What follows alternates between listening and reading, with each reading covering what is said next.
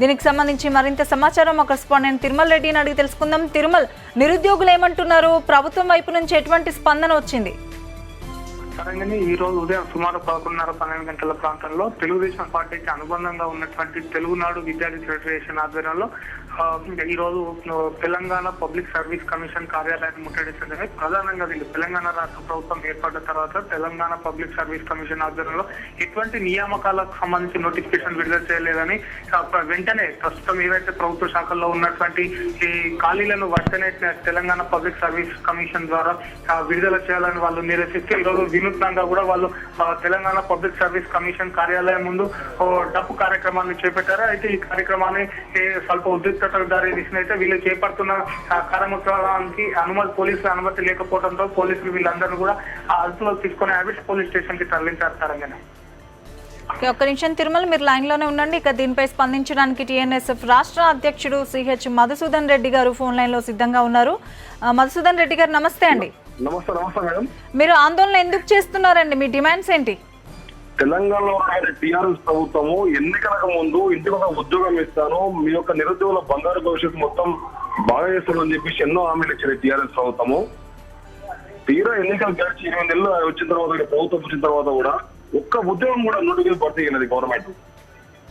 చాలా జిల్లా వ్యాప్తంగా ఖమ్మం జిల్లాలో మనం నిరుద్యోగం కోసం ఉద్యమించి ఒక నిరుద్యోగ ఆత్మహత్య చేసుకున్నాడు. ఈ ప్రభుత్వం ఇప్పటికైనా స్పందించాలి. ఎందుకంటే తెలంగాణ పబ్లిక్ సర్వీస్ కమిషన్ ఏర్పాటు చేశారు.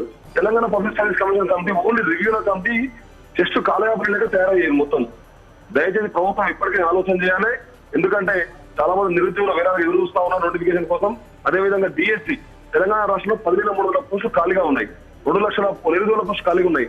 ఇవన్నీ గణాంకాలు లెక్కలు అవన్నీ అధికారులు కేసీఆర్ ప్రభుత్వానికి ఇస్తే కేసీఆర్ తన ఫైల్ టేబుల్ లో పెట్టుకొని కాలయాపన చేస్తా ఉన్నాడు.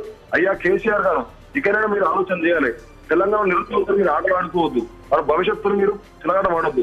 దయచేసి వారం రోజుల్లో కూడా తెలంగాణ ప్రాంతంలో తెలంగాణ రాష్ట్రంలో వారం రోజుల్లో కూడా మీరు నోటిఫికేషన్ వేయకపోతే పెద్ద ఎత్తున నిరుద్యోగులు ప్రజా సంఘాలు విద్యార్థి సంఘాలతో కలుపుకొని తెలంగాణ ప్రభుత్వాన్ని సెక్రటరీని ముట్టడికి తీరుతాం.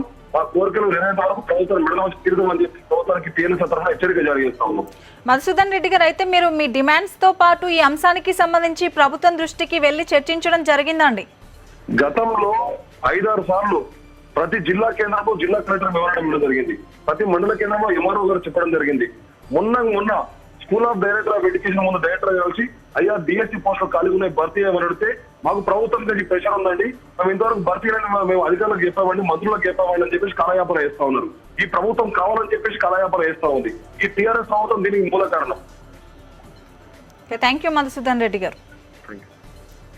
తిరుమల, ఇప్పుడే మనం మధుసూదన్ రెడ్డి గారితో మాట్లాడడం జరిగింది. ప్రభుత్వం దృష్టికి తీసుకువచ్చిన ఎటువంటి స్పందన లేదని చెప్తున్నారు. సో ప్రభుత్వం వర్షన్ ఏంటి ఈ అంశానికి సంబంధించి? అంటే దీనికి సంబంధించి కూడా వీళ్ళు చేస్తున్నటువంటి డిమాండ్లు ఏవి కూడా ప్రభుత్వం దృష్టికి వెళ్ళలేదని కూడా మనం చెప్పుకోవచ్చు. ప్రస్తుతానికి ఏదైతే పెండింగ్ లో ఉన్నటువంటి రాష్ట్రంలో ఉన్న తెలంగాణ రాష్ట్రంలోని అన్ని జిల్లాలలో అన్ని శాఖల్లో ఉన్నటువంటి భర్తీలను త్వరలోనే మేము భర్తీ చేస్తామని కూడా కొద్ది రోజుల క్రితం తెలంగాణ రాష్ట్ర ప్రభుత్వం ప్రకటించడం జరిగింది. ఏదేమైనప్పటికీ కూడా వారం రోజుల లోపల ఈ భర్తీలకు నియామకాలకు సంబంధించి నోటిఫికేషన్ విడుదల లేకపోతే తెలంగాణ రాష్ట్ర వ్యాప్తంగా పెద్ద ఎత్తున ఆందోళనలు దిగుతాం.